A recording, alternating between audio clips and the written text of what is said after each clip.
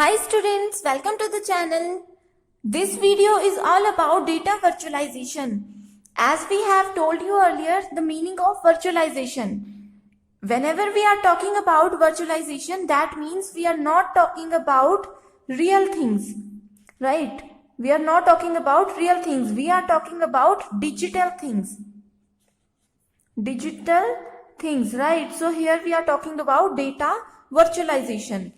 In the simple terms, we can say that data virtualization is the process of retrieve data from various resources without knowing its types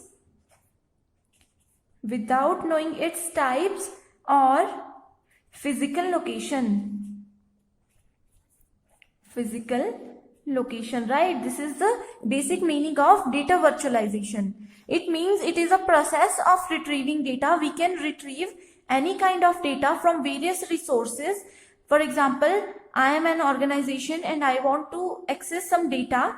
We can access data from various clouds, from various resources, right? It can be a private or public cloud, right? And we don't know, if we are using any public cloud, we don't know the type of data, and we don't know its physical location, right? For example, Facebook, we are using Facebook, but we don't know the physical location of data that we are getting, right? Next is, it is a collection of heterogeneous data. It is a collection of heterogeneous data. As we all know, the meaning of heterogeneous is different. We can access or get different type of data. The data should be of any type. It should be of any file, any image, any type of audio and video file, right? It is a collection of heterogeneous data from different resources and allow data users across the organization to access according to their work requirement. Anyone from that organization are allowed to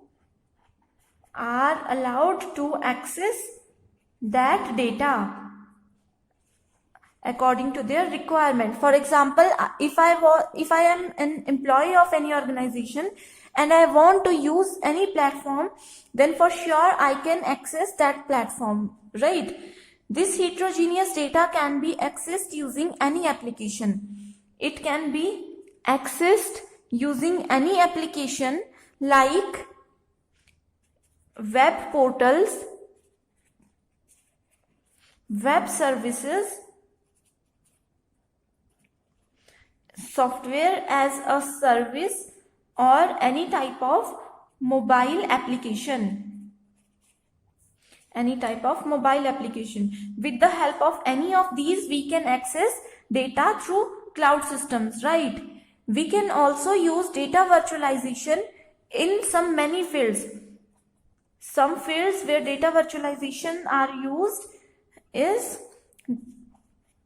we can use it in the field of data integration.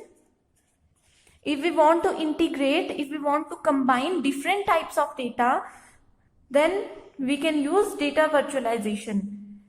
It is also used for business intelligence.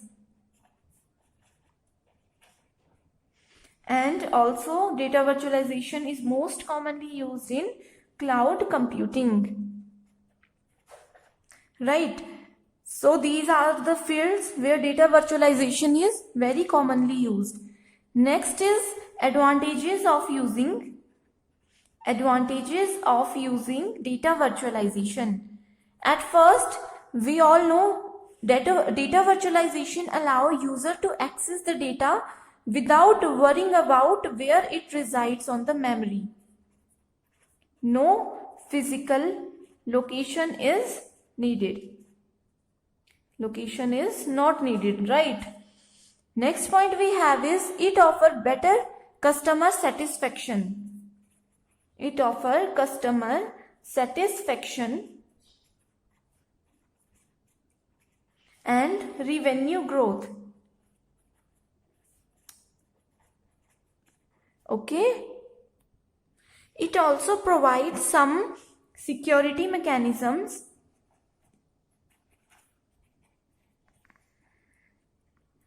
Security mechanisms allow users to safely store their personal and professional information. As I have told you earlier, security is the major concern whenever we're talking about cloud computing data, right? The next point we have is it reduces cost. It reduces cost by removing data replication. By removing data replications. Replication means duplication. Okay. The next advantage of using data virtualization is it provides a user-friendly interface to develop customized view, right? Next advantage is it provides various simple and fast.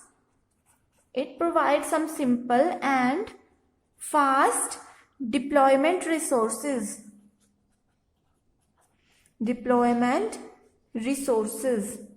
That means with the help of data virtualization, a user can easily deploy their resources. Resource should be of any type. It can be of any software, any hardware, any infrastructure, etc. Right? Next point is it increases business user efficiency by providing data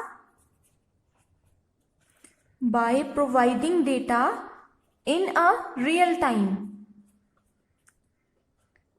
Okay, so all these are the advantages of using data virtualization. Now the next point we have is disadvantages of using data virtualization. The first point is it creates availability issues.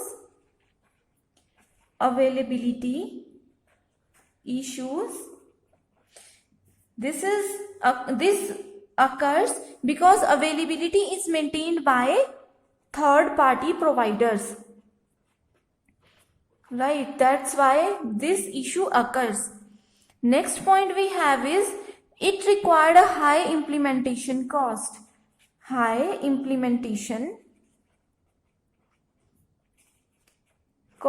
Right? Next major disadvantage is that it creates the availability and scalability issues. Availability we have discussed. It also creates scalability issues. Right? So the services provided by cloud are sometimes low in scale and sometimes high in scale. So it makes a major issue. Next point is uses of data virtualization. Right?